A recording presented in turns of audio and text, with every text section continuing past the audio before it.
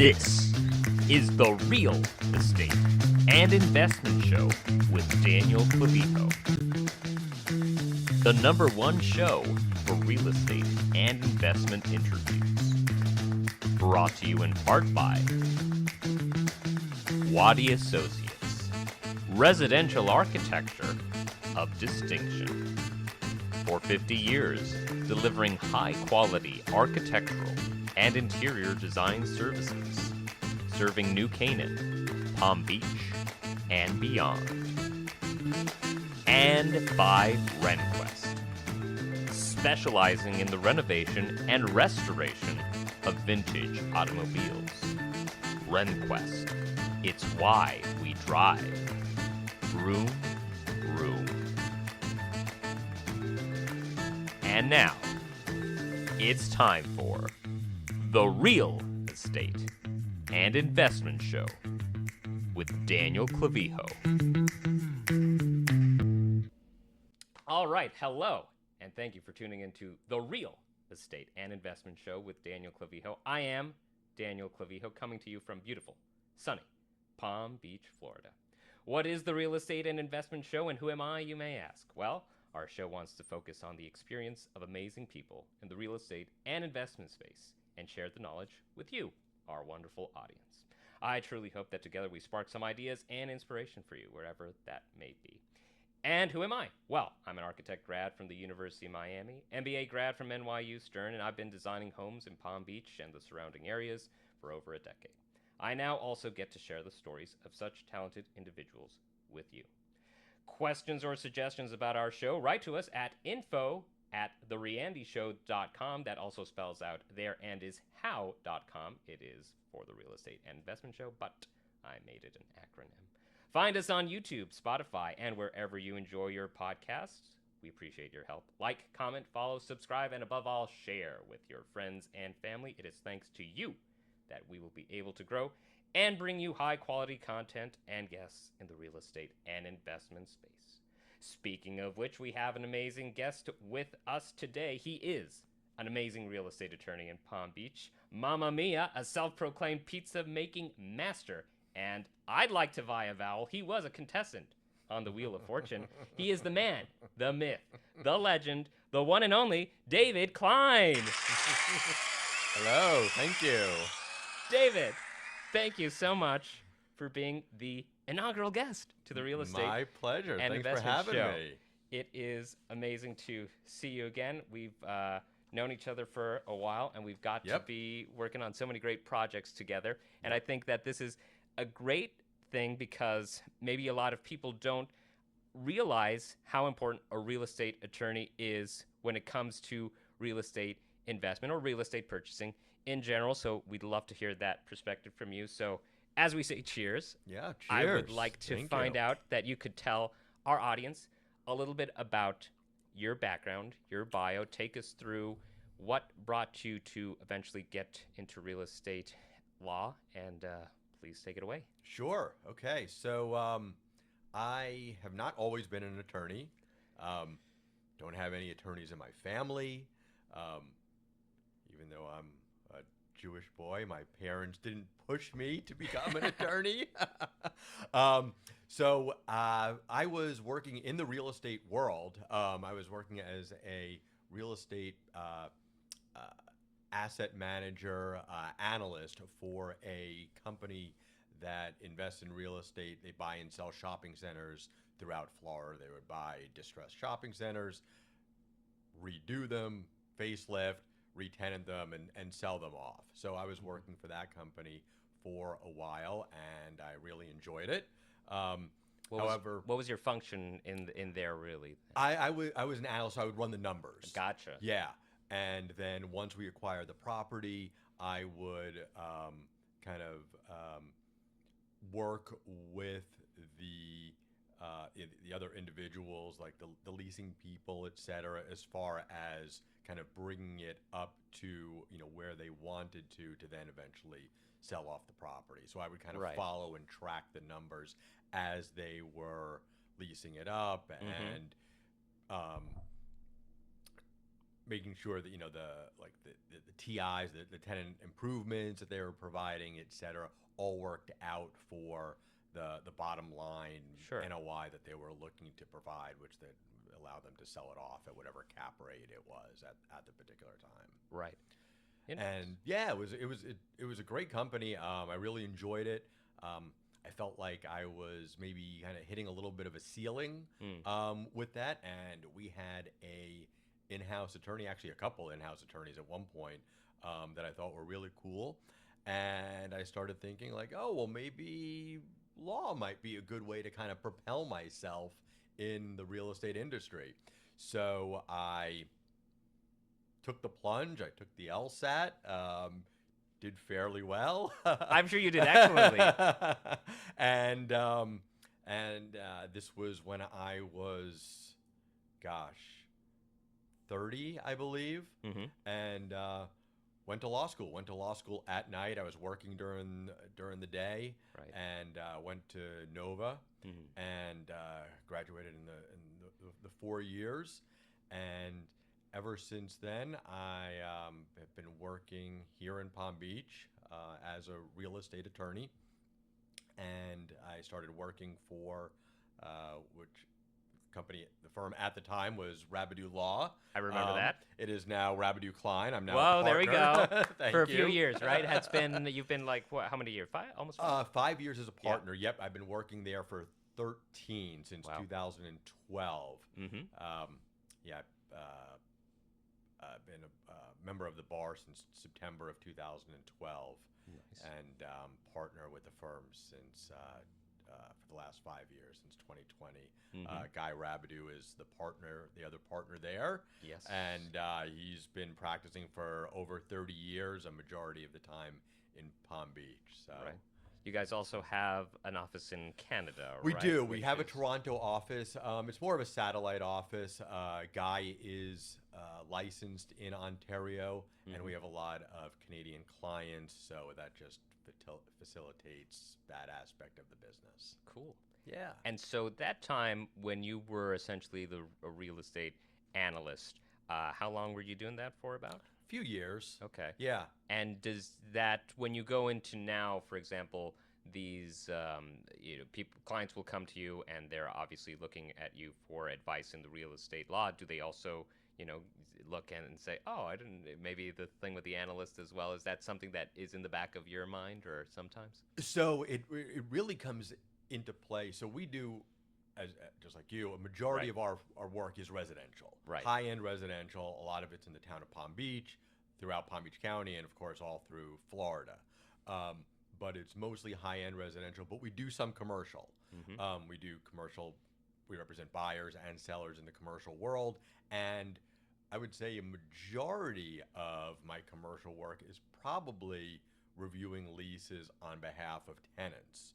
So because of my experience as an analyst, abstracting those commercial leases, those shopping center leases, that has really helped me out in this capacity, because not only from a legal standpoint, but also knowing the little tricks and things that landlords throw in there. They would never that do that. Always quick to point out to my clients so we can help them. So it's definitely come in handy because, as an attorney, especially as a mostly residential real estate attorney, if you're not seeing that many commercial leases or in the commercial world, the legal only gets you so far.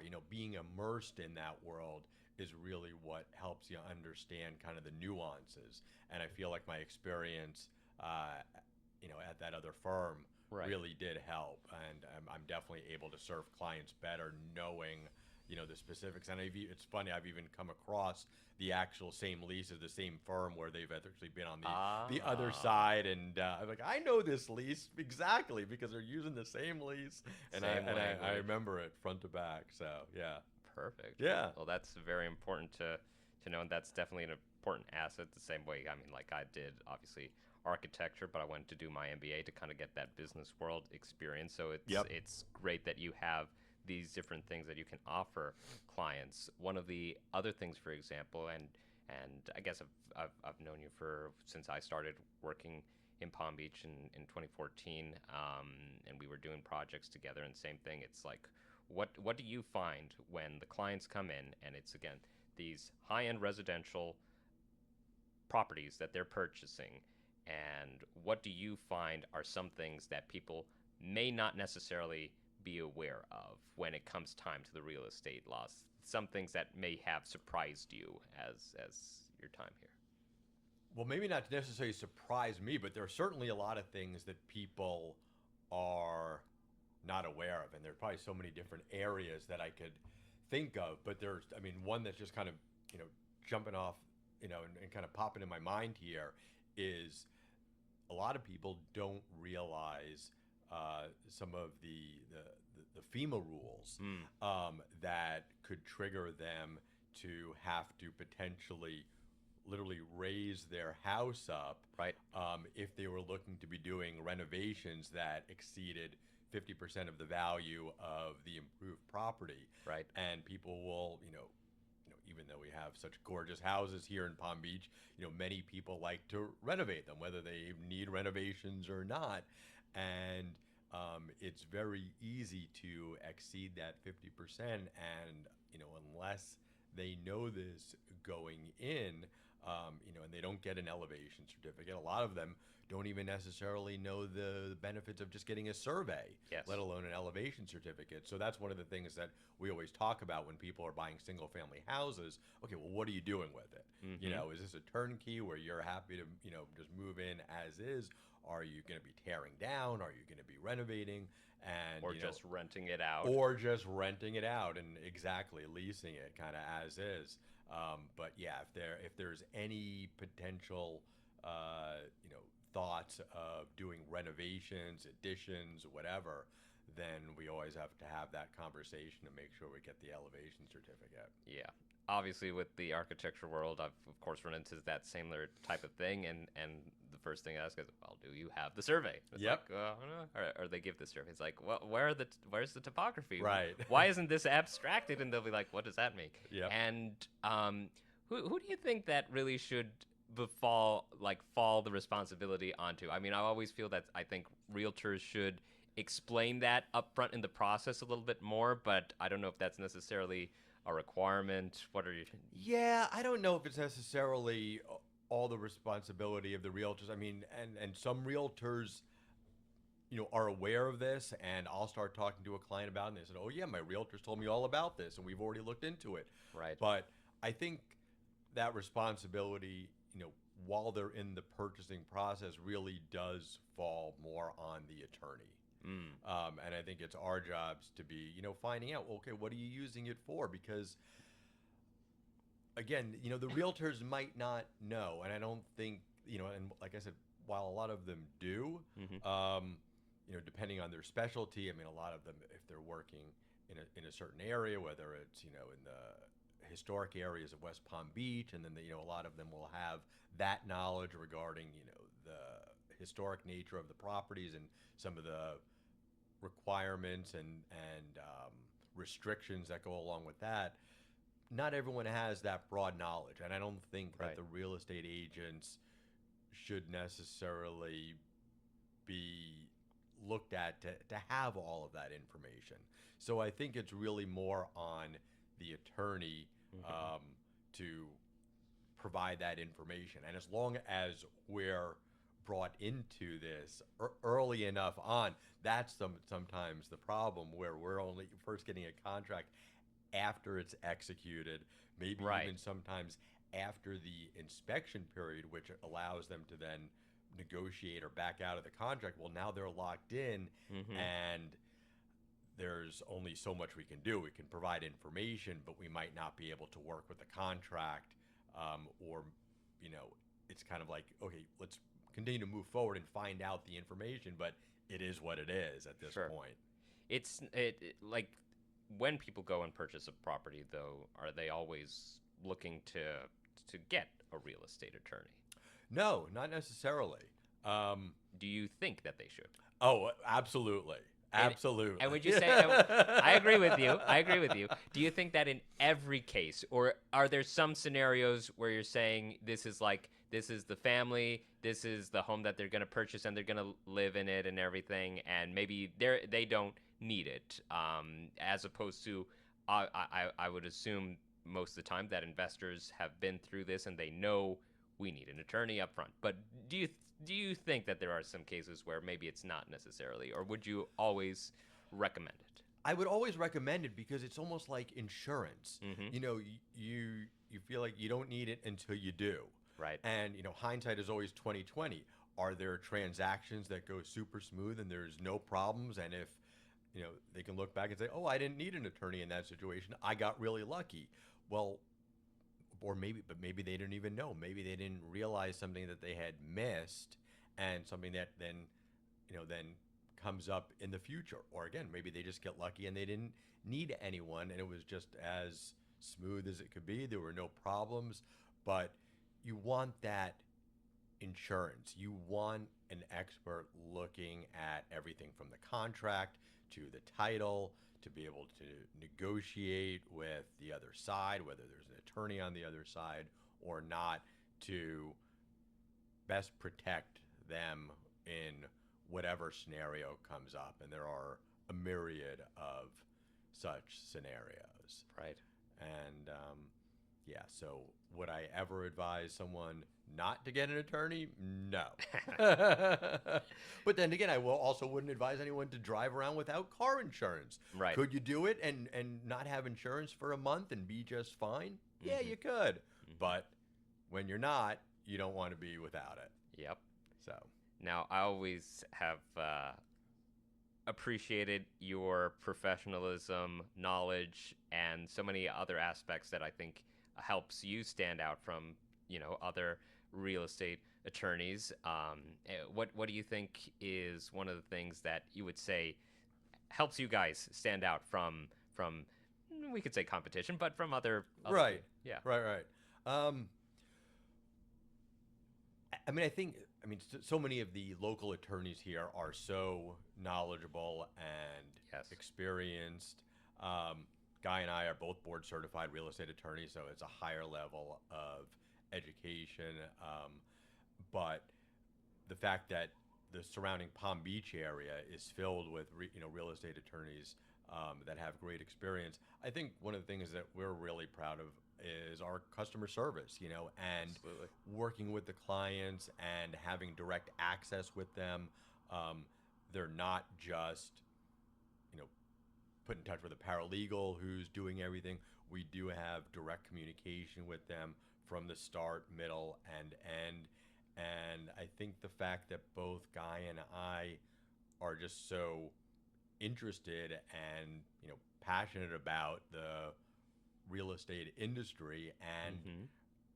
our own positions as attorneys, we really just love being able to help people out, and I think that comes through, and I think our clients really see that in us. I see it too, and it's always great. One of the other things that I really love that you guys do that uh, I've only have seen it from Rabideau Klein is the Palm Beach report that you guys put out.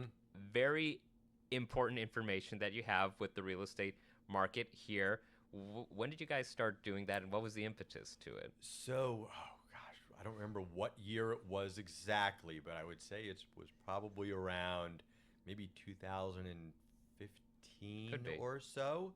And we've recently started in the last couple of years a Florida report Mhm. of all sales and listings over $5 million. So it's called the multi-million-dollar Florida report, but we also have the Palm Beach report. And we did it because first of all, it's just great information to provide to the public and to the local realtors, because the real estate agents, they're competitive. They're competitive by nature, like many of us are, but they want to see that what's going on. Okay, well, I made this report. I made the top 10. Yes. Let's see who beat me this month. Now I'm going to work harder to beat them. So I think we kind of set it up as a way for all the realtors to see Yes. what's going on in the community and seeing who's doing what. And I think it's just really fun for them to be able to have that kind of competitive nature and Right. see who's doing what and see, how they can get to the top of the list next month, etc. So, I know that I did that sometimes with the architecture firms, right? When we got, at least for here Palm Beach, for Arcom and Landmarks, and that's also interesting. We got there a few times, and you have it with the same thing. It's like, here's the list of the highest sold homes, permits as well, yeah, right? The value of we had the permits. permits and we had the architects and the number of projects that they had brought in front of the various whether it was ARCOM or town council. So you could see, okay, well, I brought X amount of projects Right. to the town versus some of the other local architects, and same thing with permits. So Yes. yeah, it's just a kind of a fun way for all of the real estate professionals within the town to see what everybody is doing.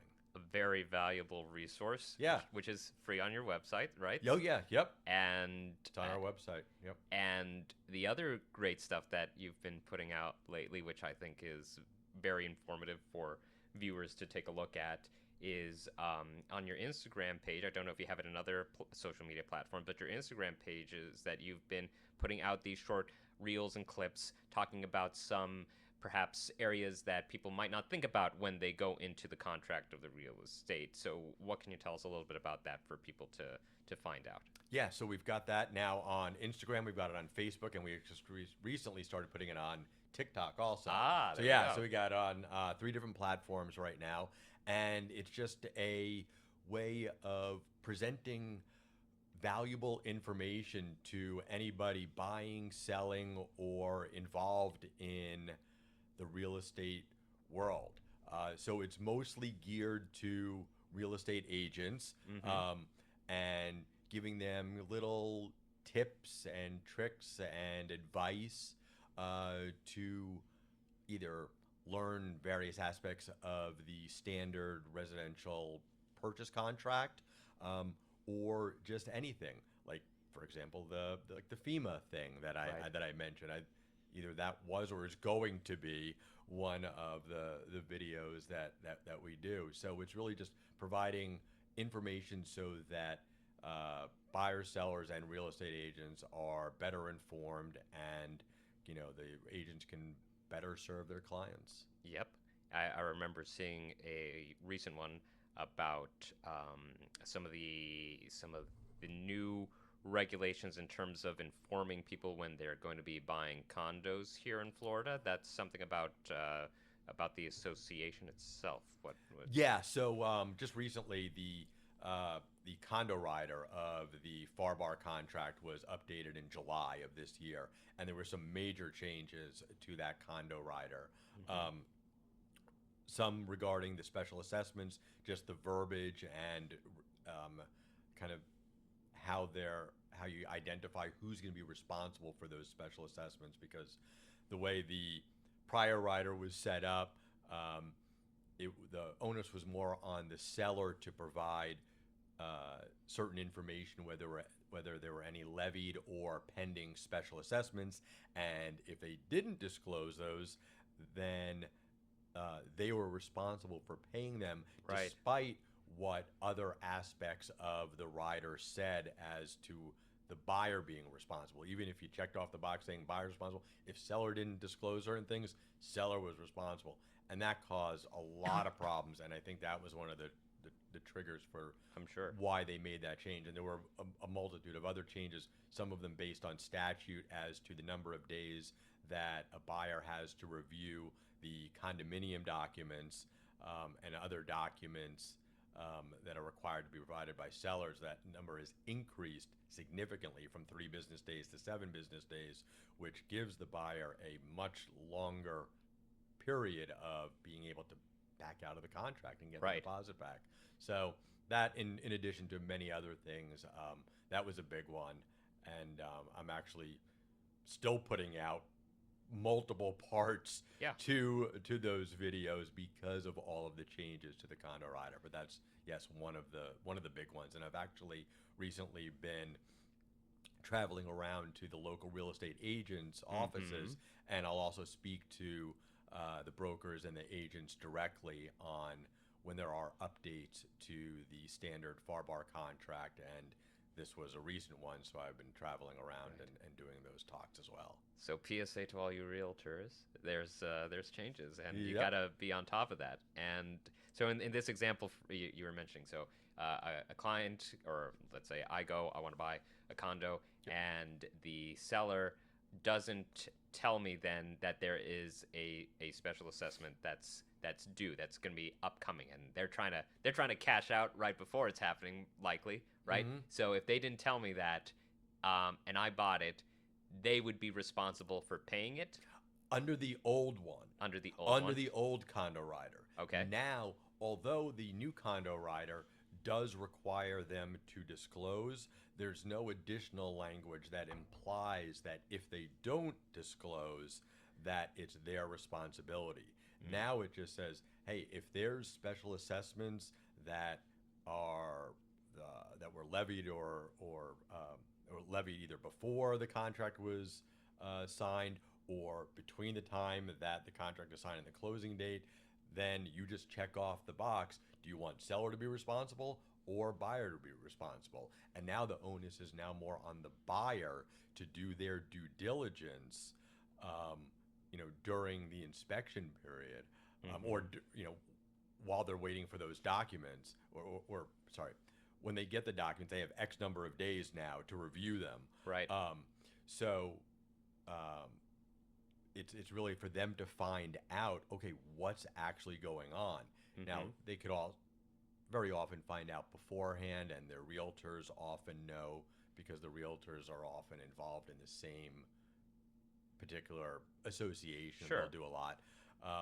But yeah, the onus is kind of shifted more now based on that new condo rider to the buyer doing their due diligence and finding out, okay, what's exactly going on here? Not only are there special assessments now, but are there some that are coming down the pike? Right. Because of all the issues that have come up with the Surfside. Surfside issue and the milestone reports that are now coming out, and the structural integrity reserve studies. You definitely see those when you go down the condos on A1A and you see all of the lots of them that they've been doing their renovations. Exactly. New hurricane impact windows, looking at the structure. Yep. Quite involved. Yep. So things are definitely changing, and even if there's not special assessments now, there might be pretty hefty ones coming in the future. Right. So it's really now more the buyer's responsibility to go through those documents and even have conversations with the association to find out, okay, well, what's your plan? What are you going to be doing? How much is that going to cost? When are you expected that we're going to be getting a special assessment, or whether our regular assessments are going to get increased in order to fund the reserves that will be necessary to meet the structural reserve study and to pay for all of these things that were potentially neglected. Do you think that there has been, of course, some of that conversation that they're saying, oh, we're going to get, the Florida government, we're going to get rid of the homeowners associations and stuff like that. I obviously have my doubts that would ever happen. That's just nature of politics, I would assume. But what do you have an opinion on that? On getting rid of associations? Yeah.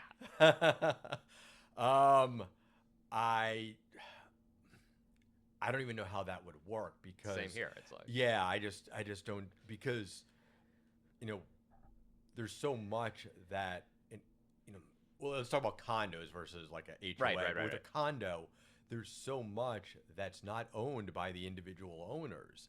So the association owns all of this building. I mean, essentially, you're just owning air rights when you're a condo owner. You own, like, in your little square pod there up in the air. So I don't see how that would be possible. Sure. Yeah. Now, could some of them be better? Yes. Certainly, but that's the way it is in anything. My concern has always, or at least more recently, with these increased costs that people are facing in condos and HOAs is as people have gotten priced out, and for some people this is their retirement, and that's why they came to Florida, right, for Yep. lower costs and everything, as opposed to New York and high taxes and all the other places. So when they come and now they've been paying relatively affordable HOA fee, and now it gets jacked up 2-3 times. Like, where is that going to end? Now, I know a lot of that has to do, or at least the argument is, inflation. Again, this stuff with the Surfside, trying to do security for the buildings and everything. But I don't know. Do people come to you with that concern?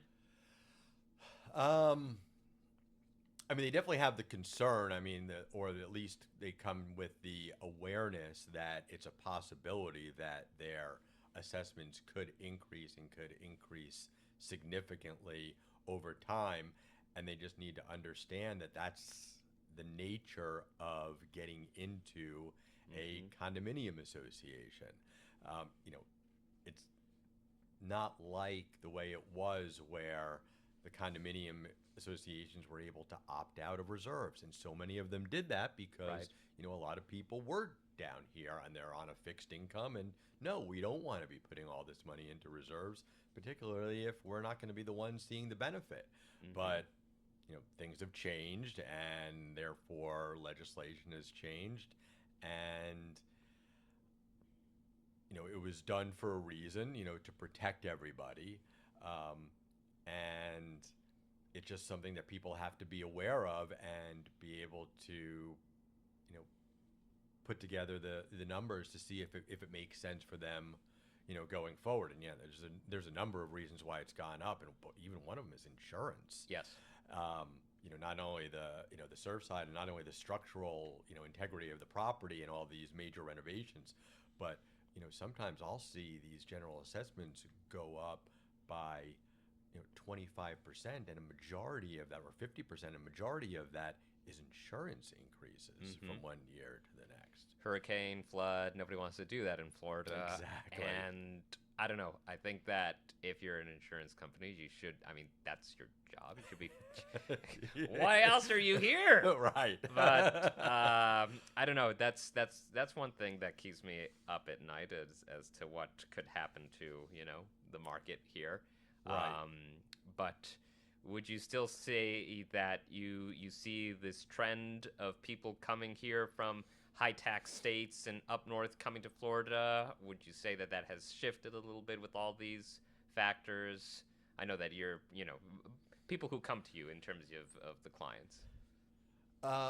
As far as our clients, I'm not seeing a slowdown from people coming in from other areas. Has the condo market around here taken a little bit of a hit based on everything that's going on, with the new requirements? Yeah, I would say it certainly has. I don't know if that's necessarily deterred people from coming in here from other states. I think the benefits would outweigh the detriments, and maybe they're not looking to get into a condo anyway. Maybe they're moving into a single family house, so that it doesn't, of course we still have high insurance, so they still have to get insurance especially if they're getting a loan. If they're not, they don't have to get insurance. They'll self-insure. Self-insure, like many people in Palm Beach do. When you're buying a house in cash, well, exactly, you can do whatever you want. Yes. And if it burns down, you could just build a new one if you wanted to. Yep. But I'm not seeing it necessarily deter people. I still feel like the benefits outweigh, especially depending on where they're coming from. If they're coming from a state that has high income tax, so we're still seeing a lot of people coming in. Yes. Yeah. Well, let's hope that Florida stays low income, zero taxes. Yep, exactly. I'm sure it will for the time being. All right. What is the difference between a condo and a co-op? So it's technically it's the ownership structure. Right. With a condominium, you're owning more. You're still owning real estate. With a co-op, you're owning shares in a corporation. Right. The bottom line answer for anybody is there is no difference. It's not affecting people one way or the other, whether they're buying down here in a condominium or a co-op. There's actually relatively very few co-ops in Florida. Right. We see them a lot in Palm Beach. There's also some in Naples. But aside from those two areas, and some sporadically here and there's very few co-ops. It's mostly because of the fact that people have come down from areas like New York where they're so prevalent, and when they did that, they were establishing what they knew because that's what they did up there. But as far as the practicality of them, there really is no difference that's really going to have a major effect. Despite the fact that with a co-op, you're owning shares in a corporation, and it doesn't prevent you from being able to homestead your property here, just like you do there, and you're still paying the same type of assessments and everything. So when it comes down to it, to the actual purchaser, despite the legality differences, they're not really going to see a difference between a condo and a co-op. Gotcha. They still have all the same rights under a co-op as they do under a condominium association, and vice versa. Gotcha. Yeah. What would you say is a trend that you are seeing kind of in the market? Do you see something in terms of, aside from, as you were mentioning, a little bit of a slowdown perhaps on the condos, but still an influx of people coming in? Do you see anything that has jumped out to you? It's a good question. Trying to think of the different areas and seeing what might be trending right now. Let's see. Putting me on the spot here. Oh boy. No, but that's why we can always edit this part out. Yeah, exactly. We'll edit it, and it's like, David had an answer right away. Exactly. I'm trying to think of a good one. Actually, I'll tell you a trend that I'm seeing a lot is West Palm Beach, area close to the water, has just been blowing up lately. And I'm seeing a big trend of people coming in and tearing down houses and rebuilding for not only their own use, but for investment purposes. I have a lot of clients that are doing that because of just what's going on in that West Palm Beach area right now. It is just really hot.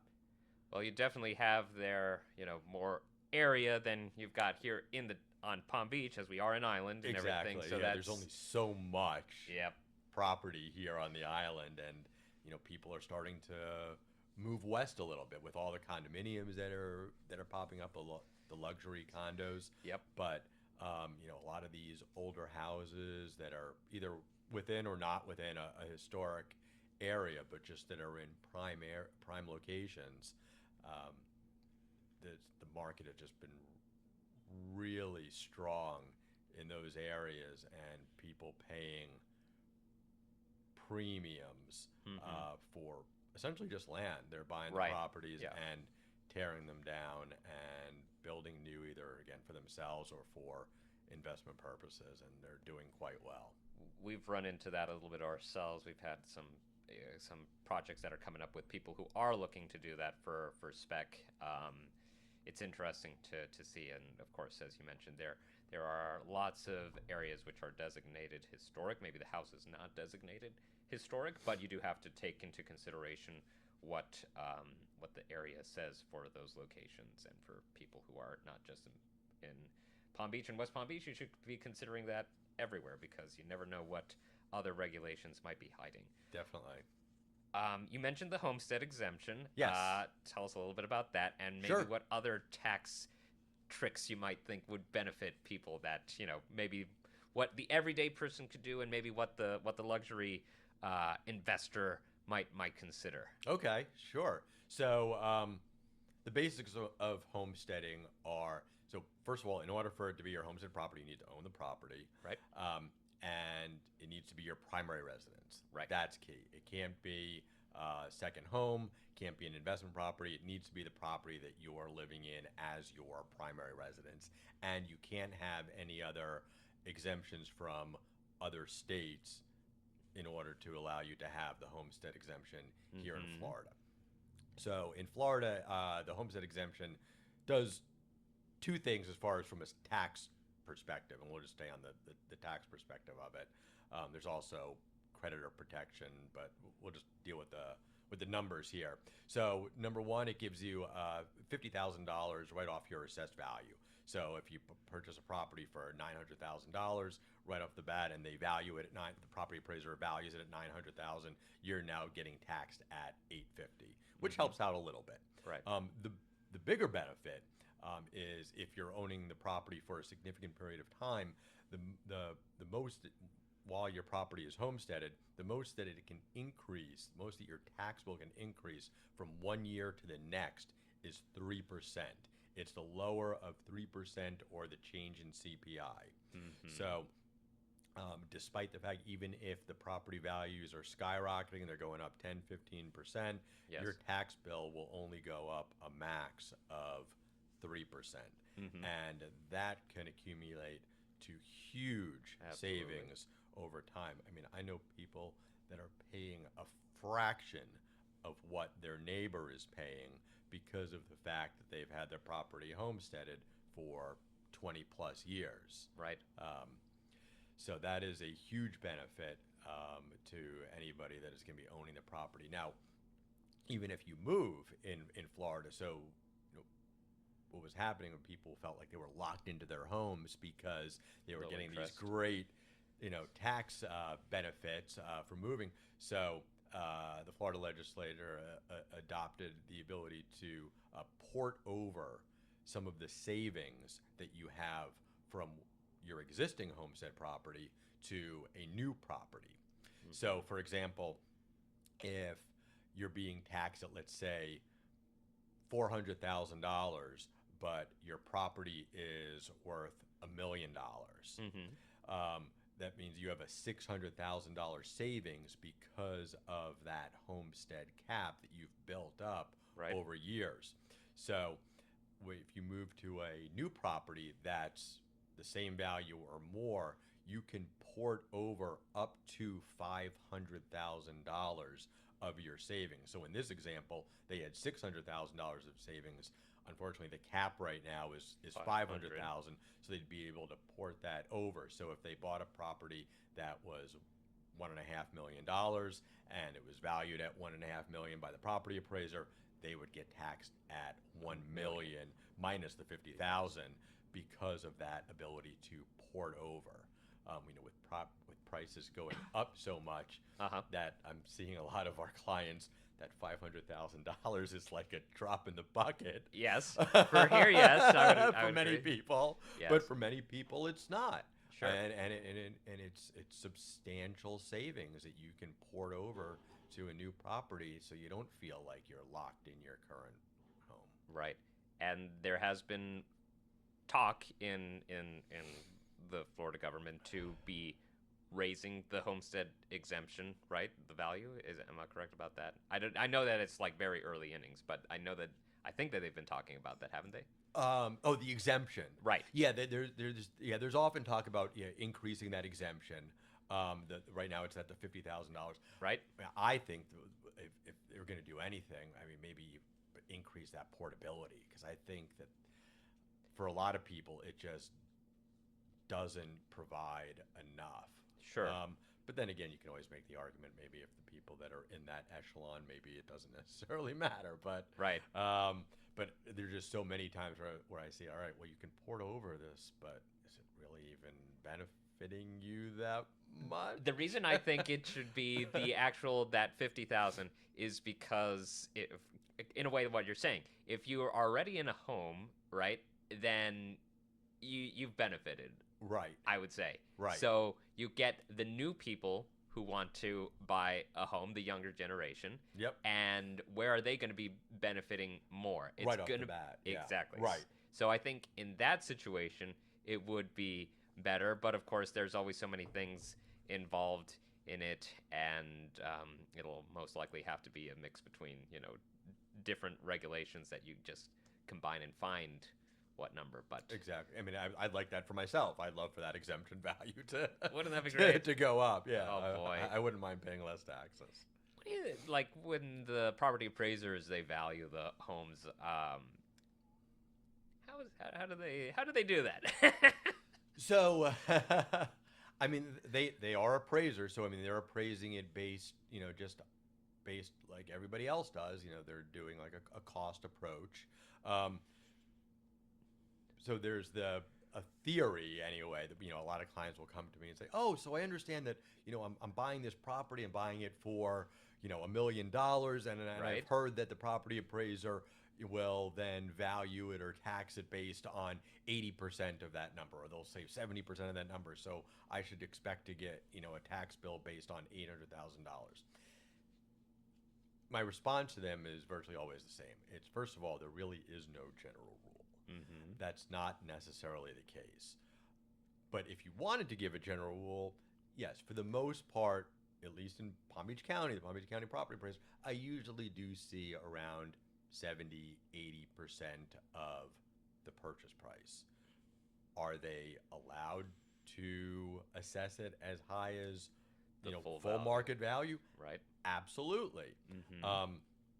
And oftentimes, not oftentimes, but I will also see sometimes where they will value it at more than what the client purchased it for. Oh boy. Yeah, and that happens, but they have an appeal process, and Right. I do represent clients in appealing their property taxes. That's important. It is, yeah, it's really important. And, because sometimes, the property appraisers, they can only do so much. There's Right. X number of people that are actually appraising, thousands and thousands of properties within the county. So it's not like they're walking into every single property. They're certainly not going inside. Right. So there are certain aspects that they're not aware of.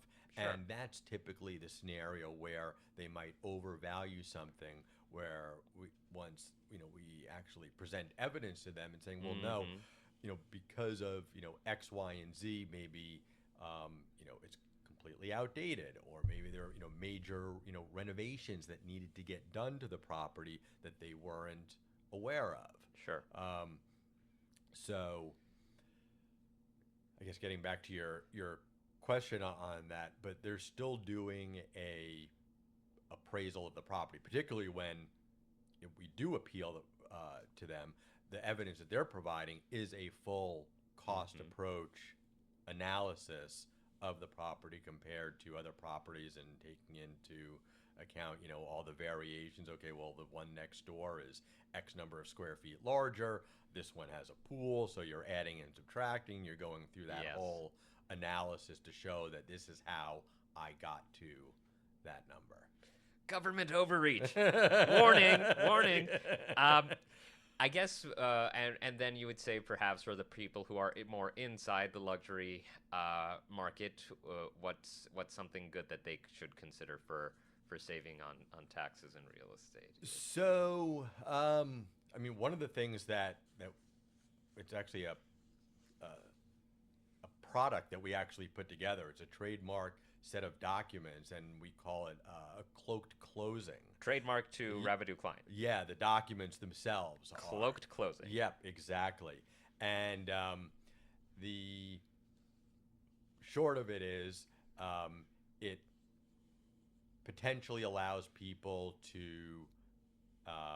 save on future taxes because it doesn't disclose the purchase price of the property that they're purchasing.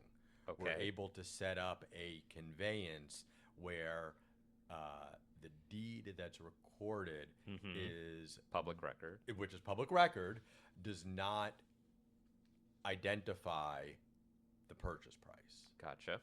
So without that, the property appraiser still has a lot of other information that they can go on, but very often, particularly because particularly when you're talking about a single family home and they're so unique, it's sometimes hard to compare them to the one next door, they'll use that deed, they'll use the purchase price in, as a major factor in determining what the value is. But if they don't know what the purchase price is, then very often we're able to save our clients significant money over the long run, particularly in the ultra luxury Of course.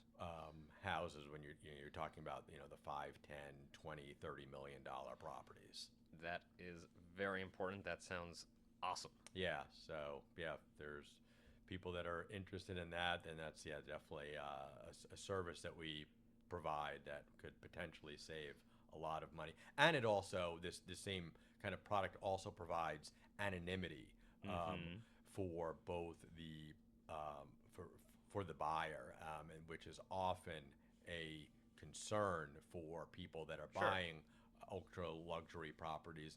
They don't want the world to know that they've just purchased this property, so it also provides anonymity for them as well.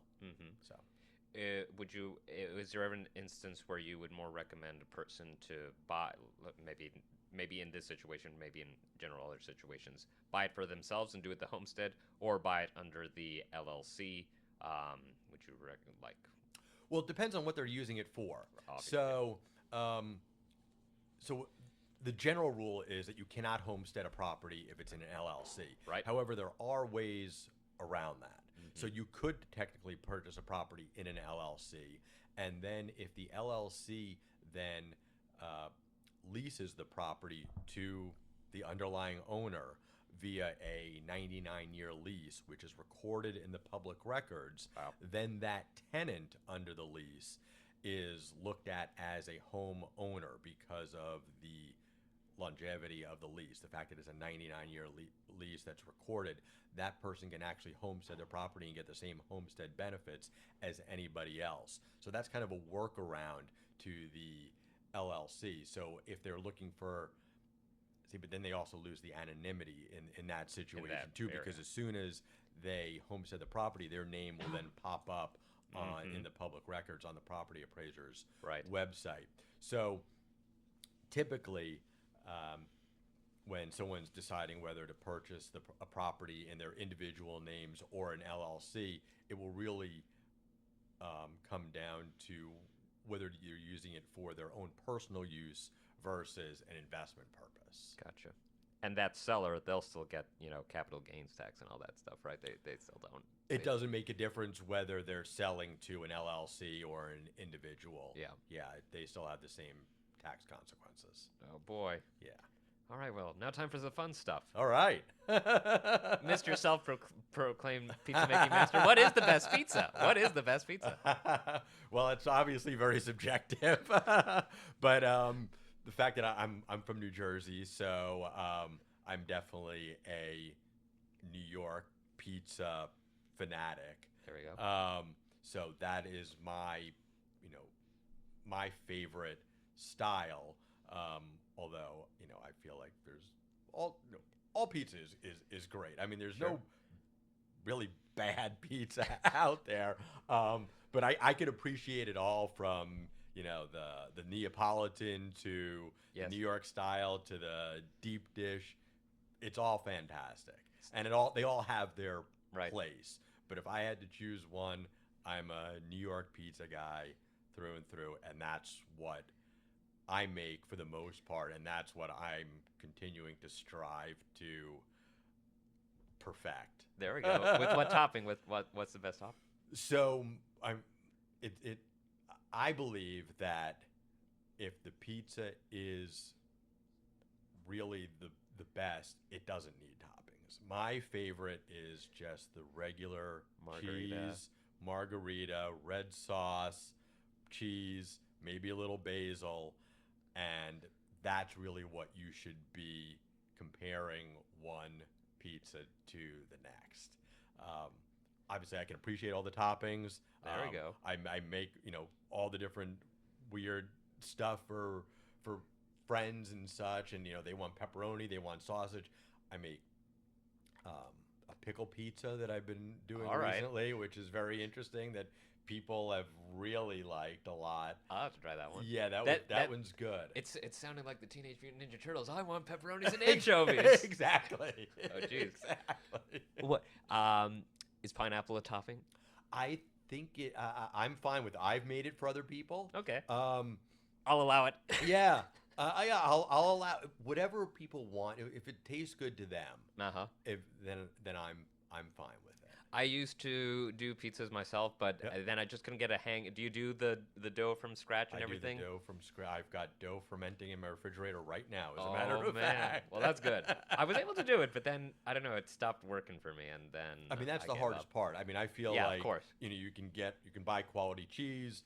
It's relatively easy to make a really good sauce. Yes. Dough is probably 80% of the three main components between the dough, the sauce, and the cheese to get right. I mean, that's just always the struggle. I mean, because there's an infinite number of things that you can do, and I'm working my way through it, and you're just making little tweaks here and there, but there are so many variations that you can make, from the hydration to the types of flour to whether you use like a pre-ferment, which I do, how long you ferment it in the fridge. I mean, there's so many things that you could tweak to change the product at the end. So that's why it's kind of fun, because there is no perfection. There is no end. You're constantly trying to get it like a little bit better. I mean, even the places that are known, the known worldwide, they're changing their recipes. Sure.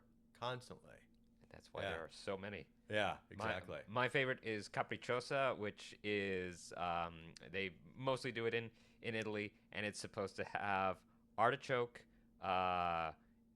like boiled egg, which is like sliced, and then can't remember what the other thing is but it's a very interesting, and everywhere they do it a little bit differently, like how they do the topping. Like some place they mix all the toppings together, and some place they separate the toppings. And it's like, but it's a very cool pizza. I wasn't really expecting it. Nice. So tell us about Wheel of Fortune. Did you win? What did you win? I did. I made it to the final round. I didn't get the final puzzle. Oh. But I still beat out the other two people, and this was years ago. But yeah, I won some money. I had my 15 minutes of fame. There you go. And it was a super cool experience. I went out to California and Pat and Vanna hung out with Pat and Vanna, who were super nice, like the nicest people in the world. Nice. And it was just a really amazing experience. We're gonna find the clip maybe, and we're gonna put it up here on the YouTube for the people who. So if you're listening to us on the podcast, maybe you should migrate to our YouTube video. All right, so here's something I ask everybody. To date, what has been your best investment, personally and professionally? Okay, nice. That's a good question. Okay, professionally, going to law school. Best decision I've ever made in my life, probably. It just, not only did it help me professionally, obviously, getting the law degree and then being able to become a lawyer and, do all of this, but just what law school does to you. I mean, it literally changes you. The way you think, the way you analyze things. It just made me look at things differently, made me realize, what I'm capable of. I mean, the amount of work that goes into, the schooling and the bar exam and everything. It tests you. And I think it just made me better overall. Right. So yeah, that definitely, I would think that probably falls under both professional and personal. As far as personal investment, are we talking about financial investment or? It's totally up to you. Okay.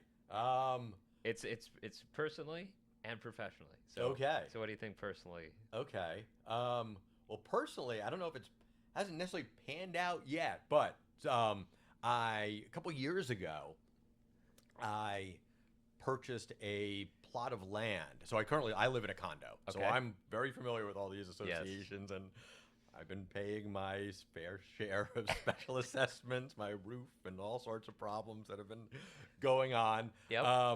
but the desire is to build a single family house Nice. for me and my girlfriend and our dogs. And so a couple years ago, so I live in Jupiter. I live in a condo in Jupiter. Uh-huh. And I don't know if it was on realtor.com or something. I saw someone advertising a plot of land. And land is kind of hard to come by Sure. around here, especially we know in Palm Beach, very, very hard to come by. In Jupiter, there's certainly more opportunities and out west, but this was east. This was east of 95. And I started looking at this area and I started noticing all of these vacant plots of land. Not the largest, they were 50 by 150 for the most part, but decent size, pretty deep. Yes, Even though they're definitely deep. narrow. And I started seeing, I was like, oh, this is really interesting. Yep. No HOA, these are kind of like in like older areas, but Sure. great location, east of 95, just north of Indiantown Road for people that know the area. So I saw all these vacant plots of land. So I was like, wow, there's like really cool opportunity here.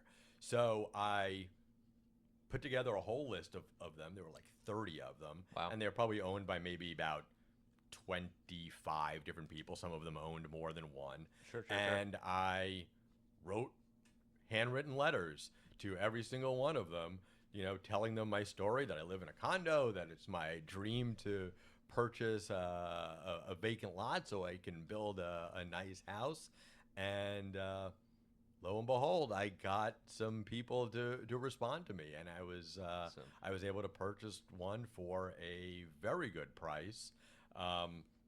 And I'm not looking to use it for investment purpose. I mean, I'm literally getting text every single day from people who are saying, "Do you want to sell your plot of land? Do you want to sell your plot of land that I could probably sell it for more than double than what I paid for it 2 years ago?" But that's not my desire. My desire is to actually build on it. So I've got a set of plans, and I'm just waiting to kind of pull the trigger on that. But probably one of the cooler investments, just kind of the way it came about. Sure. So yeah.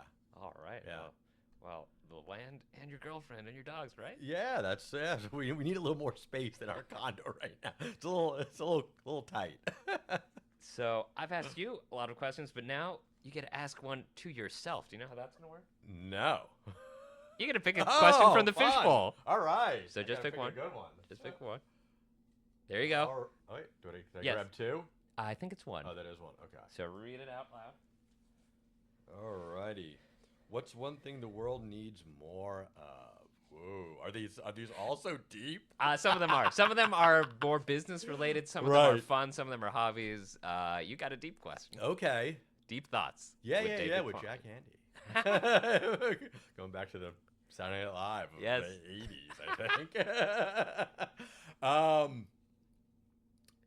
I would say, based on everything that's going on, I think the world needs more understanding with one another and open-mindedness. I feel like there's too much conflict. There's too much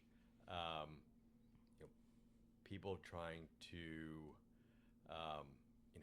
voice their opinions and beat up on other people, whether it's in person or via social media. And I think people need to just be more open-minded and considerate of what other people are going through, and maybe understanding why they're doing the things that they're doing and what their thought process is. Because I feel like at the end of the day, we all come from the same place. Everyone just wants to be happy and live in a nice, safe environment.